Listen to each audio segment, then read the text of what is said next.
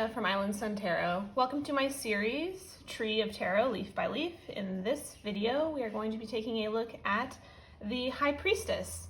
I have 8 decks to show, and they are the Hanson-Roberts, DruidCraft,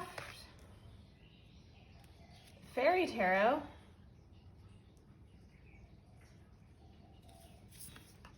Starchild Tarot, Shadowscapes, Okash and Thorn, Darkness of Light, and the Crow Tarot. So, some things that we automatically think of when we see the High Priestess. Serenity, potential, mystery, serene knowledge, unconscious awareness, intuition, calm, spiritual assistance, dreams, and depth.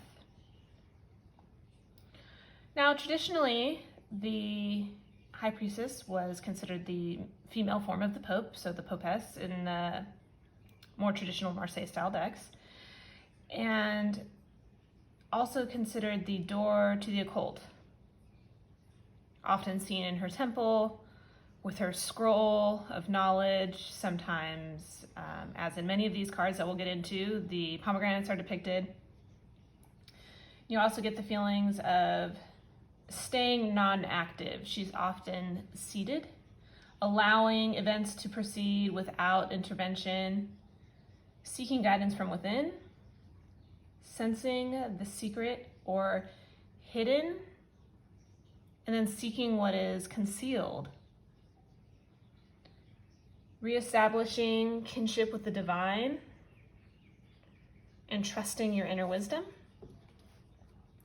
So first, let's take a look at the Hanson-Roberts. This is probably the most traditional out of the batch here. So we see her in her temple, Book of Knowledge. She represents the eternal feminine goddess of the ancient world. We have the triple moon above her head, sort of a crown in this depiction. And she's very gorgeous and serene. I love how calm and patient her face looks in this one. Just really gorgeous. We do have the moon as well. Sometimes there's water depicted. In this one we don't see it, but then look at the blue of her robes. I mean, it's there, symbolized differently. Really pretty. Next, we have the DruidCraft. I really love this one. I love how her eyes are closed.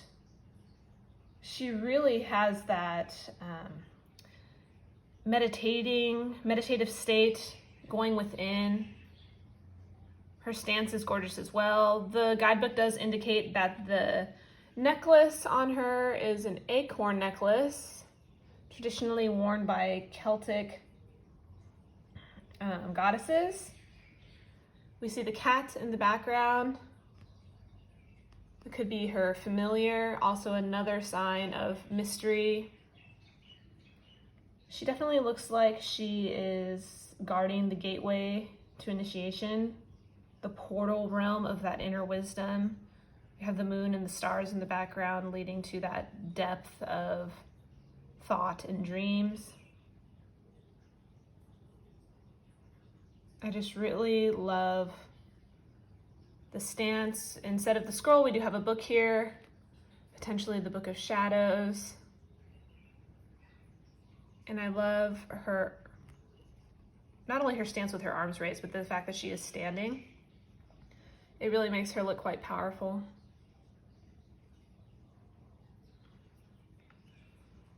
Next, we have Fairy Tarot. So on the card it says, trusting your intuition, careful reflection before taking action, insights that come through meditation. So there we have that meditation mentioned, which I really like. But for this one, I love how she's presenting this book of wisdom to you, like she's sharing her inner knowledge to help guide you. She's very beautiful. And then the guidebook did indicate, so this deck is based on some historical sites throughout Great Britain, and in this case, the guidebook indicated that she's standing in the ruins of Glastonbury Abbey. So I think that that's really beautiful too. So just a different view. I love the book turned towards us, you know, the reader, the viewer. Really gorgeous. Next, let's look at the Starchild. She is stunning. Very serene yet confident. I love the tiger at her feet, kind of giving you that sense of her own personal power. The crystal held within her hand could be her complete knowledge and personal power. I do love the stars and moons above her head. Still gives you that sense of the gatekeeper to that deep mystery.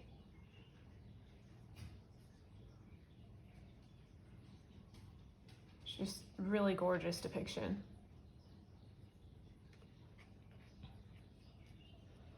And then we have the Shadowscapes Tarot.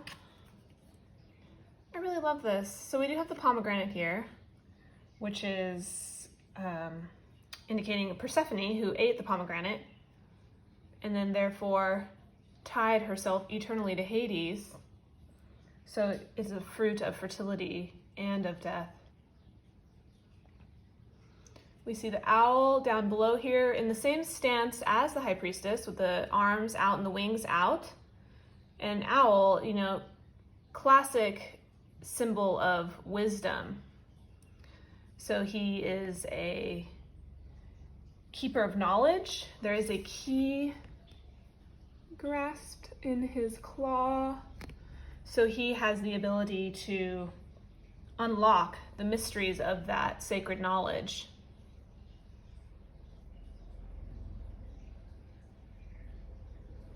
The High Priestess has the moon phases on her sort of wrap and shawl. I do love the sense of power that she is suspended here between these two trees. And you really get that sense of purity and virtue from her. And I'm sorry, let me bring it real close. Just stunning artwork.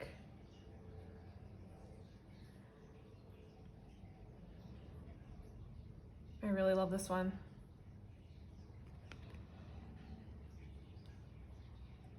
Next we have the Okash and Thorn with a little falcon depicted here. Have that lovely crisp moon in the back. The scroll is tied to a string that she's grasping in her mouth. That is the sacred knowledge. Get the feeling of the subconscious here as well. I do love how she seems to be crowned with the leaves. And definitely a darker card, you know, nighttime with the black in the background. I do love the purple flowers, but really deep sense of mystery here. Just very gorgeous.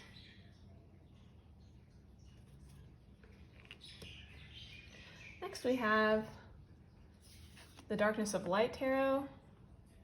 So you can see how she's kind of in between the two worlds. That goes with the theme of this deck, Darkness of Light. We have half of her body cast in light here and the rest is cast in shadow.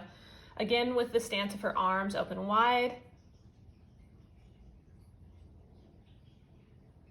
Sharing that inner wisdom and knowledge. She does have the traditional sense of the Torah in her lap, indicating spiritual knowledge. And I really love how her foot is lightly set upon the moon, potentially indicating, you know, the unconscious energy that is readily at her disposal. And she is seated on a boulder, which is very earthy and grounding, yet still in front of a door for that sense of the gateway keeper.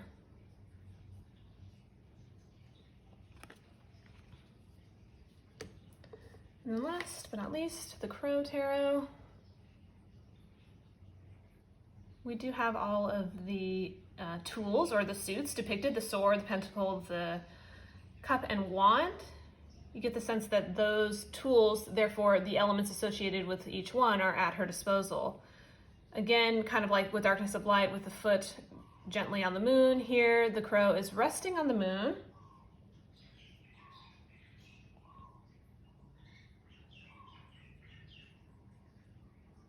Really beautiful. Kind of get that sense of like seeking awareness of emotions. But I do love the tools indicated. And then again, we do have the pomegranates as well. The veil behind makes it seem like this High Priestess crow can flit between the worlds to deliver its messages. Really stunning depiction.